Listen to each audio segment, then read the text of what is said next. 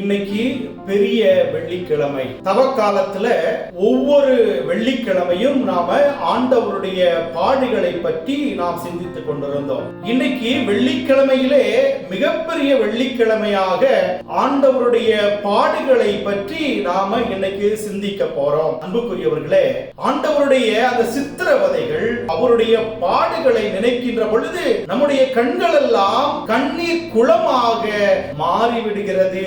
ஏன்னா அவருடைய உடல் அந்த அளவிற்கு துன்பத்தினால் சிதைக்கப்பட்டு உடலே உருவில்லாமல் அவர் காணப்பட்டார். நம்ம பாடுபட்ட அந்த இயேசுவினுடைய உடலை பார்க்கின்ற பொழுது அவர் சிதைக்கப்பட்டு சித்திரவதைக்கு ஆளாக்கப்பட்டு உடல் முழுவதும் ரணமாக மாறியிருந்தது.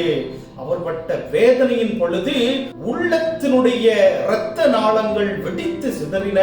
அப்ப எந்த அளவிற்கு அவர் கஷ்டப்பட்டிருப்பார் நம்ம பார்க்கணும். எதற்காக இயேசு நமக்காக பாடுபட்டார் அப்படின்னா, பட்டமரமாக இருந்த நம்மை பச்சை மரமாக மாற்றுவதற்காக.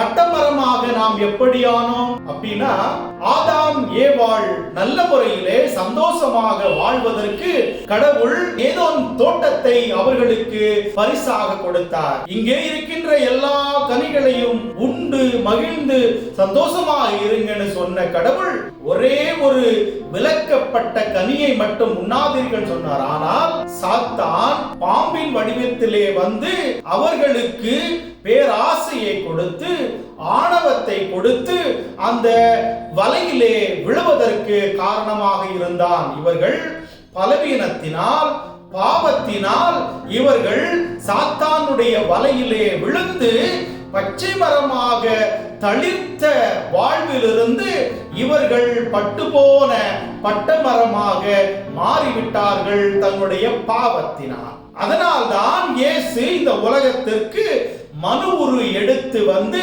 பட்டமரமாக இருந்த நம்மை பச்சை மரமாக மாற்றுவதற்கு தன்னுடைய இரத்தத்தை அந்த பட்டுப்போன மரமான சிலுவையிலே ஊற்றி மறுபடியும் நம்மை ஒரு புதிய மனிதர்களாக, புனித மனிதர்களாக மாற்றுவதற்காகத்தான் இந்த சிலுவையை அவர் தோளிலே சுமந்து கொண்டு அவர் பாடுபட்டார்.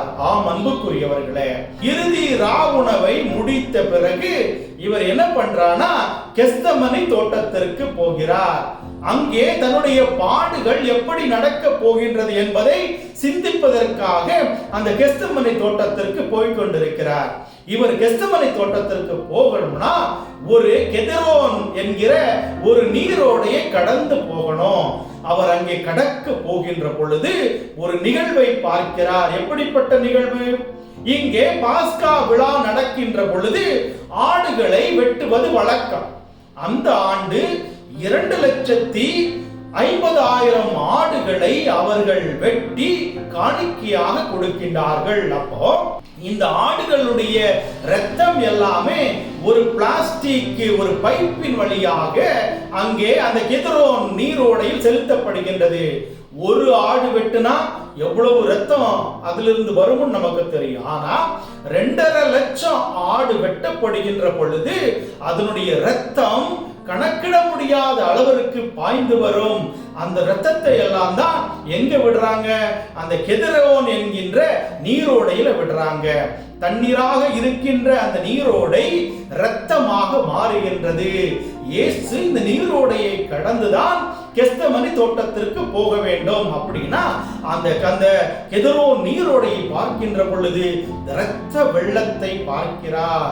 இவரே எப்படியோ கடந்து அந்த கெத்செமனே தோட்டத்துல போய் ஜெபித்துக் கொண்டிருக்கின்ற பொழுது, ஐயோ, இது மாதிரி தான் நானும் இரத்தத்தை வடிக்க போகிறேன், என்னுடைய வாழ்வு இது மாதிரி தான் ஆக போகின்றதோ அப்படின்னு சொல்லி பயத்துல நடுங்கி போய் நாளைக்கு என்ன நடக்குமோன்னு தெரியலையே அப்படின்னு சொல்லி பயந்து கொண்டிருக்கின்ற பொழுது கடவுள்கிட்ட ஜெபிக்கிறார். கடவுளே, இந்த துன்பக் கிண்ணம் என்னை விட்டு விலகுவது உம்முடைய சித்தமானால் நடக்கட்டும், ஆனாலும் என் விருப்பம் அல்ல, உம்முடைய சித்தத்தின்படியே நடக்கட்டும் சொல்லி இவர் தன்னுடைய வாழ்வை, எதிர்காலத்தை, உயிரை, உயிர்ப்பை எல்லாவற்றையும் தந்தையாகிய கடவுளுடைய கரத்திலே ஒப்பு கொடுக்கிறார். அன்புக்குரியவர்களே, எவ்வளோ பெரிய பாக்கியம், எவ்வளோ பெரிய நம்பிக்கை இயேசு தந்தையாகிய கடவுள் மீது வைத்திருந்தார்னு நம்மளால புரிந்து கொள்ள முடியும்.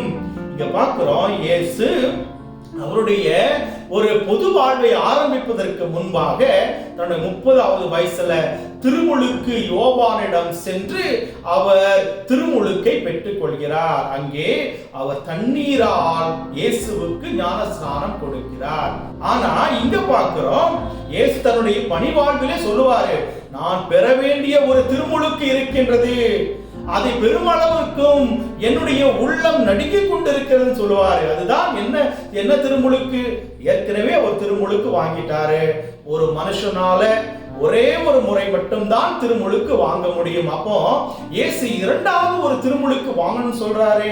அது எப்படிப்பட்ட திருமுழுக்குன்னு பார்த்தாதான், இன்னைக்கு படை வீரர்கள் எல்லோரும் இவரை அடித்து சித்திரவதைக்கு உள்ளாக்கப்பட்டு அங்கே இயேசுவை இரத்தத்தால் திருமுழுக்கு கொடுக்க போகிறார்கள். அப்போ அந்த படை வீரர்கள் இயேசுவை எப்படி அடிச்சாங்க? முறுக்கு கம்பிகளால் அடித்தார்கள். கசையடி அப்படின்னா 12 முறுக்கு கம்பிகள் ஒன்றாக சேர்க்கப்பட்ட ஒரு கருவிதான் இந்த கசையடி. அப்படின்னா அன்புக்குரியவர்களே, எவ்வளவு வேதனை அனுபவிச்சிருப்பார். அப்போ இயேசு தன்னுடைய தலையிலே முட்முடி சூட்டப்பட்டான் பார்க்கிறோம். 312 முட்கள் அந்த முள்முடியில் இருந்தது. இது முட்கள் அல்ல, இது முட்புதர்கள். இயேசுவை எப்படியாவது சாய்த்து விட வேண்டும், அவரை கொன்றுவிட வேண்டும் என்பதற்காக கங்கணம் கட்டி கொண்டு இந்த படை வீரர்கள் ஒரு கொலை வீரர்களாக மாறி இயேசுவை கொலை செய்ய திட்டமிட்டார்கள். இன்னைக்கு பெரிய வெள்ளிக்கிழமையில இயேசு சிலுவையை, பாரமான சிலுவையை தூக்கி கொண்டு அவர் கல்வாரி நோக்கி பயணம் செய்து கொண்டிருக்கின்றார். அங்கே சீமோன் ஓடி வந்து அவருடைய சிலுவையினுடைய பாரத்தை சுமந்தது போல, வெரோனிகா தைரியமாக ஓடி வந்து அவருடைய முகத்தை துடைத்தது போல, நாமும் இயேசுவினுடைய பாடுகளிலே இன்னைக்கு பங்கெடுக்க வேண்டும். எப்படி பங்கெடுக்க முடியும்? இயேசுவினுடைய பிரதிநிதிகளாக வாழுகின்ற ஏழை எளியவர்கள், கஷ்டப்படுகின்றவர்கள், இன்னைக்கும் நம்முடைய சமுதாயத்திலே எத்தனையோ பேரோ குற்றம் செய்யாமல் அவர்கள் துன்பங்களை அனுபவித்துக் கொண்டிருக்கின்றார்கள். அவர்களுடைய துன்பத்திலே நாம பங்கெடுக்கின்ற பொழுது கண்டிப்பாக ஆண்டவர் நம்மை ஆசீர்வதிப்பார். அவருடைய சிலுவையினுடைய சுமையை நாம் சுமக்கின்ற பொழுது நம்முடைய பாவங்களை எல்லாம் அவர் அழித்தொழித்து, வாழ்வில் வருகின்ற துன்பங்களை எல்லாம் தூக்கி எறிந்து நம்மை சுகமாக வாழ்வதற்கு ஆண்டவர் துணை செய்வார். எனவே இன்றைய பெரிய வெள்ளிக்கிழமையிலே ஆண்டவரோடு சேர்ந்து நாம இந்த சிலுவை பாதையில் பங்கெடுப்போம். நம்முடைய பாவங்கள், வேதனை, சோதனை எல்லாவற்றையும் அவருடைய சிலுவையிலே கொடுப்போம். ஏன்னா இயேசு எப்படிப்பட்ட சுமையையும் தூக்கக்கூடியவர்.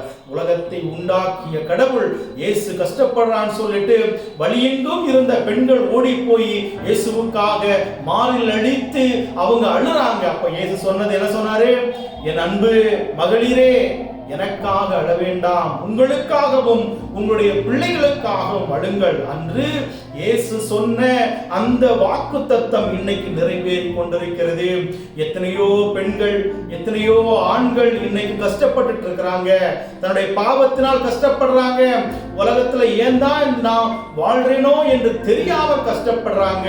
உங்களுக்காக நீங்கள் அழுங்கள், உங்களுடைய பாவங்களுக்காக அழுங்கள், உங்களுடைய பிள்ளைகளுக்காக அழுங்கள். இயேசு சொன்னார் பாருங்க. இன்னைக்கு இளைய சமுதாயம் சீரழிந்து செத்து கொண்டிருக்கின்றது.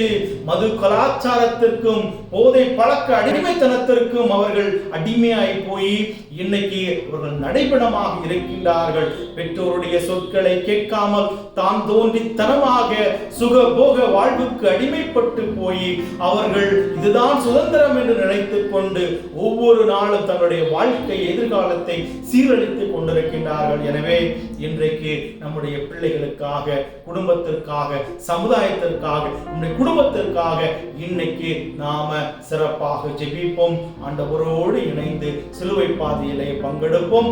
இறைவன் உங்களுடைய வாழ்க்கையிலே எல்லா விதமான கஷ்டங்களிலும் இருந்து உங்களுக்கு விடுதலை தந்து உங்களுக்கு பேரின்ப வாழ்வை தருவதற்கு, இந்த மண்ணகத்திலே நீங்கள் மகிழ்ச்சியாக இருப்பதற்கு இறைவன் துணை செய்ய நான் உங்களுக்காக இன்றைய சிறப்பான நாளிலே ஜெபிக்கிறேன். இறைவன் உங்களை நிறைவாக ஆசீர்வதிப்பாராக. அன்புக்குரியவர்களே, இந்த பெரிய வெள்ளிக்கிழமை பற்றிய செய்தி உங்களுக்கு பிடித்திருந்தால் இதை நீங்கள் உங்களுடைய நண்பர்களுக்கு தயவு செய்து அனுப்பி வைத்து இந்த தமிழ் பைபிள் டிவி சேனலை சப்ஸ்கிரைப் செய்து எங்களுக்கு ஆண்டவருடைய இந்த வார்த்தைகளை உலகம் முழுவதும் பரப்புவதற்கு துணை செய்ய நாங்கள் உங்களை கேட்டுக்கொள்கிறோம். God bless you.